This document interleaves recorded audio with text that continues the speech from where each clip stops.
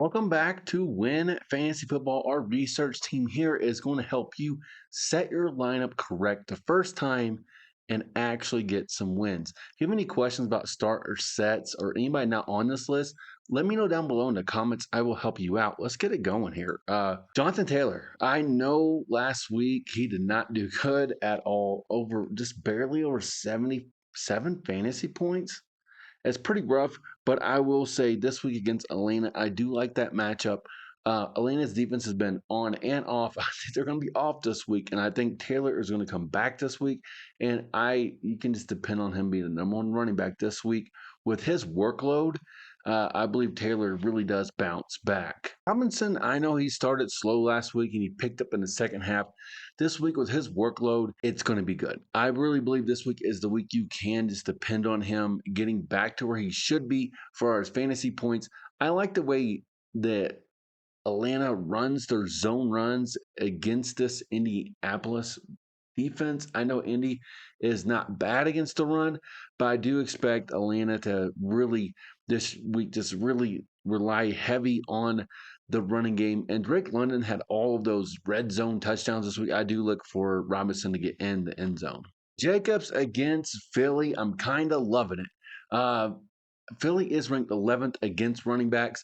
I believe, since Love did struggle last week with Jacobs, I think they're just going to really rely on this run game to get them moving. So I think his workload is going to be insane against a defense that does allow a lot to running backs. So yeah, Jacobs this week is going to really be successful. Why do I have Devon so high? I will tell you, it's the matchup, guys. Against Buffalo, I love it. Now you're going to say Kansas City didn't do good against them last week running the ball. Kansas City doesn't run the ball against anybody good. So yeah, Buffalo is not great against running backs, and with his workload, I think this is what you have to start this guy. So enjoy your points, even catching the ball in the backfield. This would be the week that he explodes for a lot of points. Caffrey went wild last week, over 37 points. So why is he not number one? It's the matchup, guys. He has a tough matchup this week. Doesn't mean he's not going to get his points, but maybe not just so much on the ground. He's probably get more points catching the ball out of the backfield. So yeah, with that being said, he is obviously a must start, but do look for his points to go down a little bit. Gibbs disappointed last week, barely over 5 points. This week he has a better matchup, and he's good about bouncing back. It seems like the Lions get away from somebody and then they go back to him, right? So yeah, look for Gibbs to really bounce back this week and be reliable to get your points. Cook is here, and I'm loving it. Guys, his matchup is Miami. If you run against Miami, you will look like a Pro Bowler. This is the week Cook cooks everybody, and his points are going to be insane. They're going to rely on him.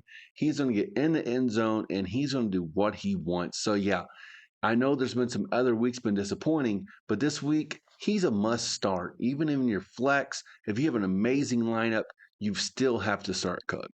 Henry does not have the best matchup against Minnesota. But I will say he's going to get the workload. And with Jackson being back, they're going to be getting the red zone, and you know who they feed in the red zone. So I look for him to get in the end zone. I look for him to get down the field. So yeah, Henry is reliable this week. Reese Hall is a tough start this week. And I know if you have him, if you're in a deeper league, you're probably going to have to just based on the volume he gets. But what I'm trying to do is telling you to be careful because he's playing against Cleveland. Cleveland is best against running backs. Maybe he catches the ball in the backfield, stuff like that gets him some points. But yeah, just know this week, Hall is not going to go wild. I know he did a lot against a tougher defense in Jacksonville. I get it. But this week, he has even a tougher matchup against Denver. So, yeah, is he going to get some points? Sure. Because he is going to get the workload. Just know that this is a tough matchup. So you may actually want to start a wide receiver over him. But yeah, he is going to be in a bad matchup. But based on the volume and how deep your league is, you may have to start him. Barkley finally went wild before the bye week. I get it. But this week is a bad matchup.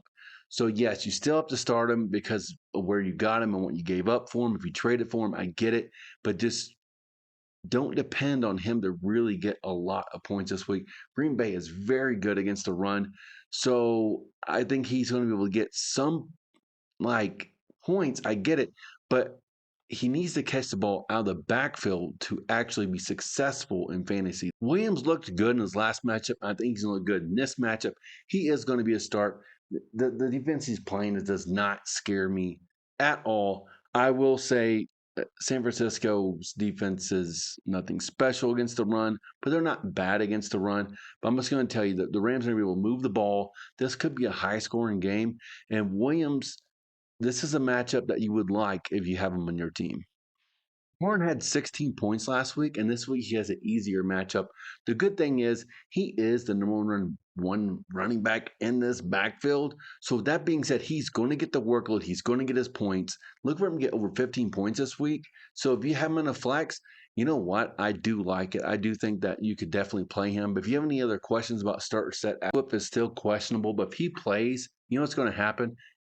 He's going to get a lot of points. He has a great matchup this week. When that being said, um, Chicago's blocking well. You saw the rookie come in. You saw him get a lot of points this week against a bad defense. I get it, but the point is they are able to. And you know what?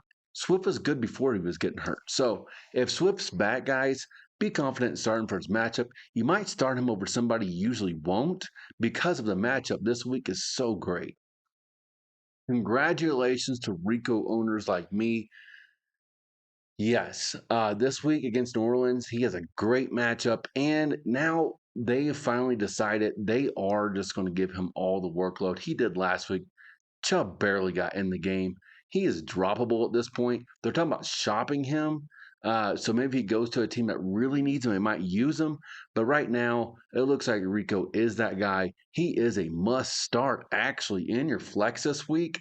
Uh, because guys, he's so successful. He's running so hard and has a great. Looks like Judkins will be back this week against the Jets. So that being said, um, he is going to be a must start. If you put him in your flex, I think you're going to be happy. Him the ball. They actually sub him out. But this week, the Jets' offense being so weak, they should be able just to feed him and feed him and feed him because the Jets are not going to jump out so far ahead with a poor offense. Tracy gets the workload. I'm not really sold on his talent, but I'm sold on his matchup against Chicago.